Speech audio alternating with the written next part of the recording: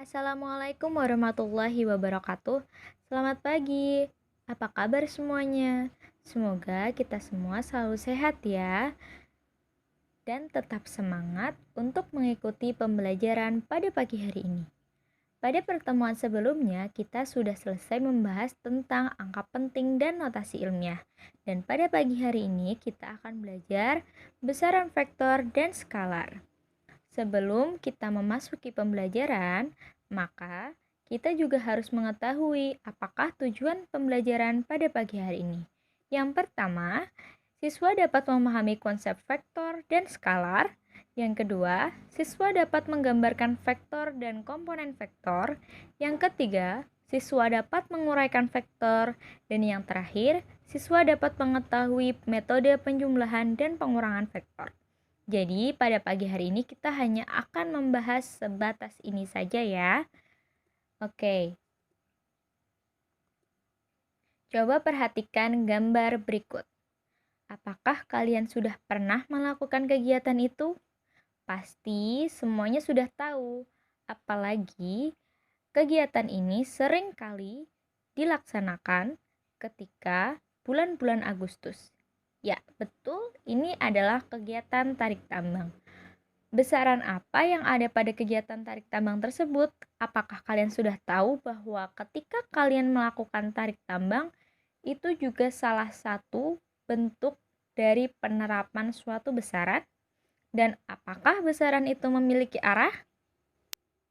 Kira-kira, apakah kegiatan tarik tambang ini merupakan salah satu contoh dari besaran vektor?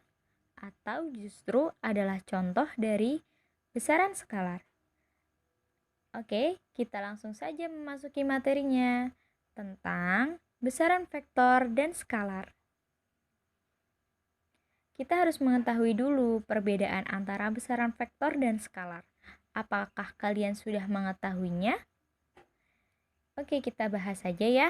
Besaran vektor itu besaran yang memiliki nilai dan arah. Contohnya, ada gaya, percepatan, kecepatan, dan momentum. Sementara itu, yang dimaksud dengan besaran skalar ialah besaran yang hanya memiliki nilai. Ia tidak memiliki arah. Dan contoh dari besaran ini ialah massa, panjang, waktu, kelajuan, dan massa jenis. Kira-kira kalau seperti ini saja, apakah kalian sudah paham? Kita akan lanjut ke contoh dari besaran vektor dan juga besaran skalar. Yang dimaksud dengan besaran vektor ialah besaran yang memiliki nilai dan arah. Maka contohnya ialah Nisa berlari ke utara dengan kecepatan 5 km per jam dan Robert mendorong almari sejauh 3 meter ke barat. Dan contoh dari besaran skalar sendiri ialah Febri memiliki massa 35 kg, panjang pensil 15 cm, volume suatu bak mandi 1000 liter. Apakah kalian melihat perbedaannya? Iya, besaran vektor memiliki arah. Arahnya itu ke utara, barat, kanan, kiri, selatan, atau tenggara. Masih banyak arah-arah lainnya, sementara besaran skalar hanya menunjukkan nilainya saja. Setelah mengetahui apa yang dimaksud dengan besaran vektor dan besaran skalar, serta sudah mengetahui contoh dari masing-masing besaran tersebut, selanjutnya kita akan lebih mendetail membahas tentang vektor. Ada beberapa cara dalam penamaan vektor. Vektor dapat diberi nama dengan huruf kecil bergaris atas seperti ini, atau menggunakan titik pangkal dan ujungnya AB. Contohnya seperti yang ada di sini adalah titik pangkal vektor dan ini adalah titik ujung vektor. Ini namanya vektor AB. Anak panah menunjuk arah yang ditunjuk oleh vektor. Besar kecilnya nilai suatu vektor dilambangkan dengan panjang dan pendeknya anak panah dari vektor tersebut. Mari kita lihat ke contoh vektor di samping. Di sini, F1 sama dengan 8 Newton, F2 sama dengan 10 Newton, dan F3 sama dengan 8 Newton. Dapat dilihat bahwa besarnya F1 dan F3 adalah sama atau panjangnya vektor ini adalah sama ya. Namun, panjang dari vektor F2 itu lebih panjang dari vektor F1. Inilah yang dimaksud dengan besar kecilnya nilai suatu vektor dilambangkan dengan panjang dan pendeknya anak panah dari vektor tersebut. Nilai arah vektor itu ada 3. 1. Vektor positif. Pada koordinat kartesius, arahnya ke atas terhadap Y. Jadi ketika berada di sini, vektornya ada di sekitar sini, di koordinat ini, itu vektor positif atau ada di sumbu X ini. Ini adalah sumbu X positif. Dan vektor negatif ialah vektor pada koordinat kartesius arahnya ke bawah pada sumbu Y di sini atau ke kiri dari sumbu X. Vektor itu memiliki resultan. Resultan merupakan hasil dari operasi penjumlahan, pengurangan, atau perkalian vektor. Setelah mengetahui bagaimana cara penulisan vektor dan juga nilai arah dari vektor tersebut, maka kita akan belajar sedikit atau mengingat kembali sudut-sudut istimewa. Karena pada pembelajaran vektor ini sangat erat kaitannya dengan sudut-sudut istimewa. Kita akan masuk ke penjumlahan dan pengurangan vektor. Sudah disebutkan bahwa resultan vektor ialah beberapa vektor yang dapat dijumlahkan menjadi sebuah vektor. Terdapat 3 macam resultan vektor. Yang pertama, resultan dua vektor sejajar. Menjumlahkan dua buah vektor sejajar sama halnya dengan melakukan penjumlahan aljabar seperti biasa. Jika vektor A dan B searah, besar resultan vektornya adalah R sama dengan A plus B. Di sini ada vektor A dan juga vektor B. Di mana kenapa ini dikatakan searah? Karena arah dari vektor ini sama, yaitu ke arah kanan. Tanda panah atau arah panah mereka itu sama, ke arah kanan. Itulah kenapa mereka dikatakan vektor yang searah. Selanjutnya, jika vektor A dan B berlawanan arah, besar resultan vektornya adalah R sama dengan A min B. Ini adalah vektor A dan ini adalah vektor B. Dikatakan berlainan atau berlawanan arah karena vektor A menuju ke arah kanan, sementara vektor B menuju ke arah kiri. Inilah yang mengapa alasan mereka disebut vektor yang berlawanan arah. Jadi ketika mereka searah, tandanya itu plus. Dan ketika mereka berlawanan arah, tandanya itu minus atau dikurangi. Kemudian, resultan dua vektor yang saling tegak lurus. Jika ada dua buah vektor A dan B yang saling tegak lurus akan menghasilkan resultan vektor, maka R sama dengan akar A kuadrat plus B kuadrat. Dengan besarnya sudut sama dengan arkestan kali B per A terhadap arah vektor A dengan catatan vektor B searah sumbu Y dan vektor A searah sumbu X. Jadi, vektor ini saling tegak lurus di mana vektor A ini akan ke arah sumbu X dan vektor B akan ke arah sumbu Y. ketika ada dua buah vektor yang saling tegak lurus, maka ia akan menghasilkan suatu resultan di mana untuk menghitung resultannya itu kita menggunakan akar A kuadrat plus B kuadrat. Di sini akan terdapat sudut. Nah, cara menghitung sudutnya itu dengan arkestan kali B per A. Selanjutnya kita akan memasuki ke contoh soal. Hana sedang pergi berlibur. Ia mengelilingi kota Jogja dengan menggunakan mobil.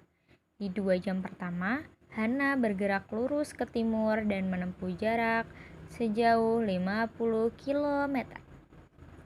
Setelah itu, ia istirahat. Ia melanjutkan perjalanannya lurus ke timur sejauh 30 km lagi dan diminta untuk menentukan jumlah resultan vektor. Oke, kita sudah mengetahui bahwa yang pertama, vektor A ialah ketika Hana bergerak lurus ke timur dan menempuh jarak 50 km. Vektor B adalah ketika Hana berjalan lurus lagi ke timur sejauh 30 km.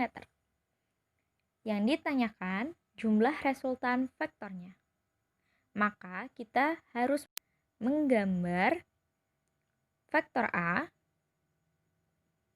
dan vektor B, di mana vektor A adalah 50 km dan vektor B 30 km. Maka panjang vektor keseluruhannya adalah 80 km. Selain itu, jika dengan melakukan perhitungan, dapat menggunakan rumus R sama dengan A plus B, di mana A adalah 50 km dan B adalah 30 km. Sama dengan 80 km. Dilihat dari posisi awal Hana sudah berpindah sejauh 50 km plus 30 km sama dengan 80 km ke timur. Maka resultan perpindahan Hana adalah 80 km. Apakah sudah paham? Di sini soal ini ialah contoh dari resultan vektor sejajar yang memiliki arah yang sama, karena arahnya sama-sama ke timur atau ke arah kanan. Kemudian, contoh soal kedua. Teman kita, Lian, bepergian mengelilingi kota Palu dengan mengendarai sepeda motor. Di 3 jam pertama, ia sudah menempuh sejauh 70 km ke arah timur. Kemudian ia berputar balik ke arah barat sejauh 30 km. Kita diminta untuk menentukan resultannya. Nah, kita sudah tahu kan berapa vektor A ialah ketika Lian bergerak ke arah timur. Dan vektor B ialah ketika Lian berputar balik ke arah barat 30 km. Yang ditanyakan adalah resultannya. Kita harus menggambar vektor A dan vektor B, di mana arah dari vektor A itu ke arah timur dan arah dari vektor B ini ke arah barat. Ini mengalami perpindahan atau perbedaan arah. Sehingga ketika ditotalkan atau dijumlahkan, vektornya akan mengalami pengurangan. Bukan penjumlahan, tapi bentuknya pengurangan atau operasinya pengurangan. Nah, ini merupakan contoh dari resultan dua vektor sejajar arah berlawanan. Kita dapat menggunakan rumus R sama dengan A min B, di mana A adalah 70 km dan B adalah 30 km. Maaf, ini harusnya B ya. Maka kita dapat langsung menuliskan rumusnya. R sama dengan A min B sama dengan 70 km min 30 km sama dengan 40 km. Dari posisi ini, maka Lian sudah berpindah sejauh 40 km ke barat. maka resultan perpindahan lian adalah 40 km. Dan memacu sepeda motornya ke arah timur sejauh 40 km. Dan kemudian berbelok tegak lurus menuju ke arah utara sejauh 30 km. Hitunglah resultannya. Maka kita sudah mengetahui bahwa ketika Raihan berjalan ke arah timur sejauh 40 km itu merupakan vektor A. Dan ketika ia berjalan ke arah utara atau berbelok tegak lurus ke arah utara merupakan vektor B. Yang ditanyakan di sini adalah besar resultannya, maka kita harus membuat vektor A dulu yang mana ia ke arah timur sejauh 40 km. Kemudian kita membuat vektor B sejauh 30 km ke arah utara. Maka kita bisa menentukan besar resultannya.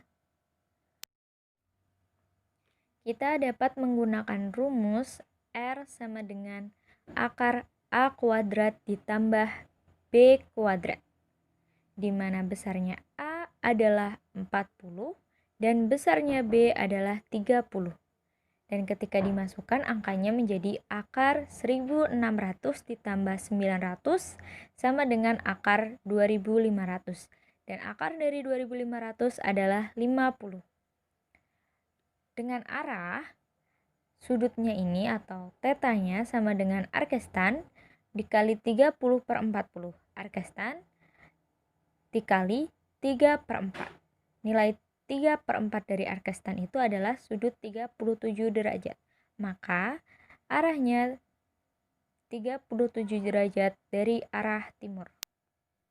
Oke, selanjutnya kita akan membahas tentang resultan vektor yang mengapit sudut, di mana dua buah vektor A dan B yang satu sama lain mengapit sudut memiliki beberapa metode yang dapat digunakan.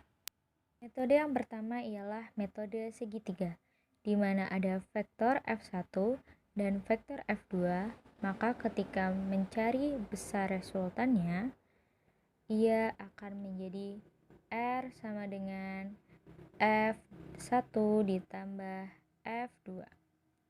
Di sini besarnya resultan itu F1 ditambah F2. Kenapa begitu? Karena di sini vektor F1 dan vektor F2 itu searah.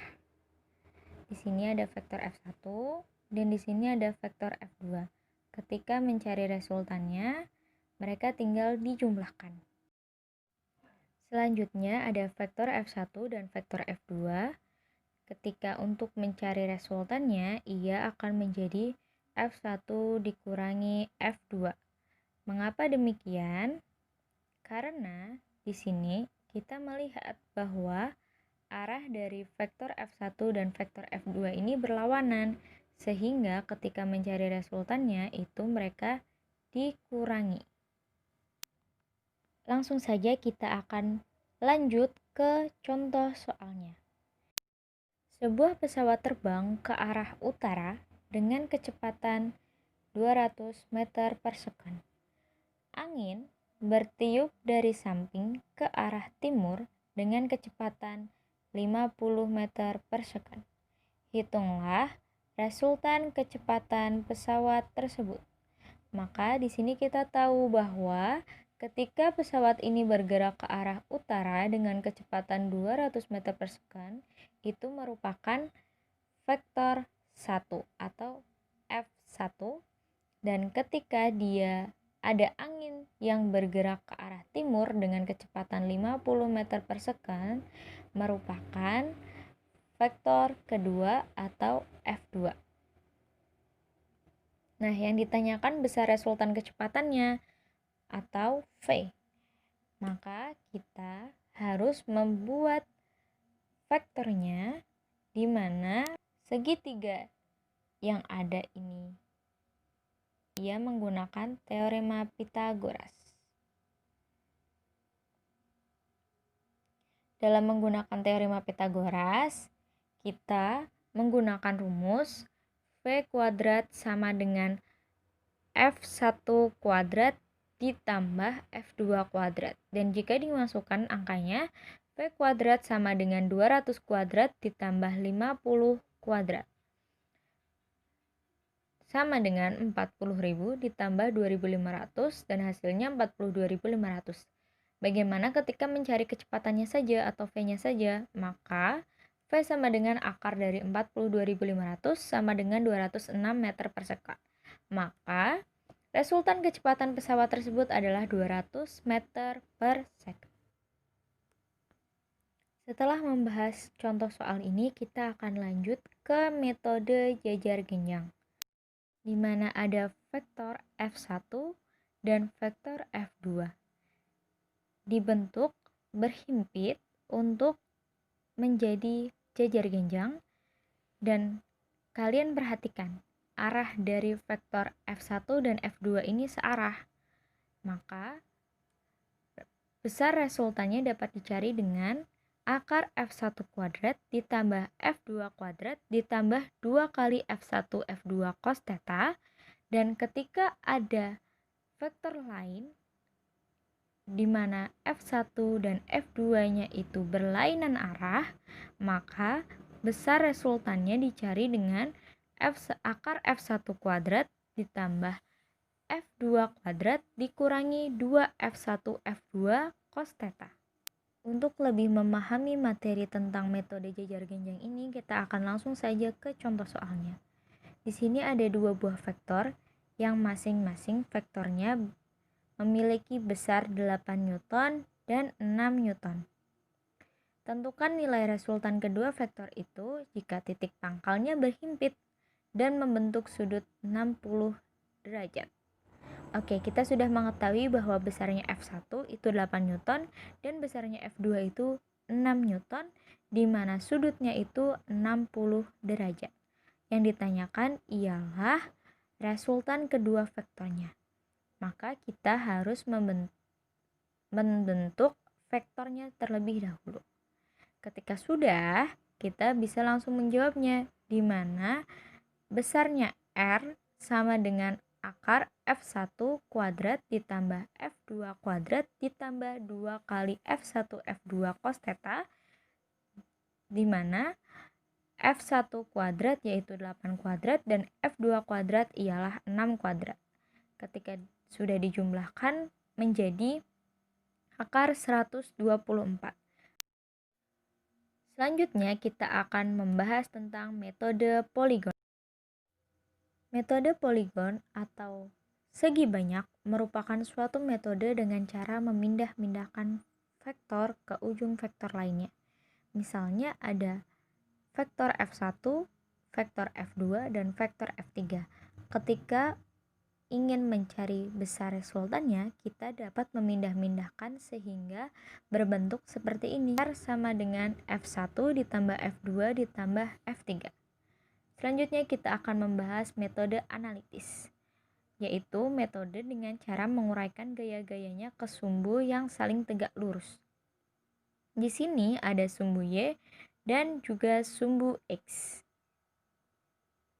Nanti akan ada vektor yang diuraikan ke sumbu-sumbu ini. Misalnya ada vektor AX dan vektor AY, di mana untuk mencari resultannya kita dapat menguraikannya ke sumbu-sumbu ini. Komponen vektor terhadap sumbu X ialah AX, A cos theta. Komponen vektor terhadap sumbu Y ialah AY, A sin theta. Maka R sama dengan akar F1 kuadrat ditambah F2 kuadrat. Dan arah vektornya tan theta sama dengan AY per AX. Di sini kita mengetahui bahwa untuk mencari arah vektornya kita menggunakan tangen theta dengan perbandingan AY per AX. Nah, ini merupakan tabel vektor komponen X dan komponen Y-nya.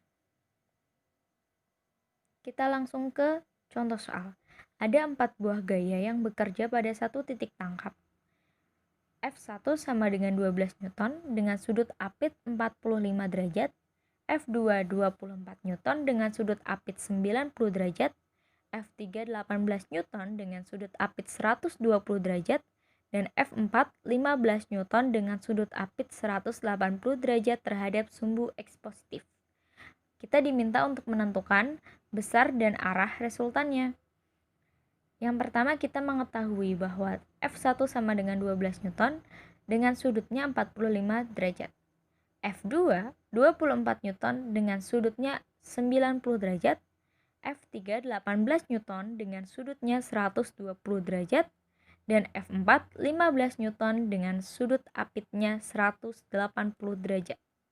Maka ketika kita ditanya besar dan arah resultannya, kita dapat melukiskan atau menggambarkan dulu vektornya. Setelah kita tahu bagaimana bentuk vektornya, kita dapat langsung menjawabnya.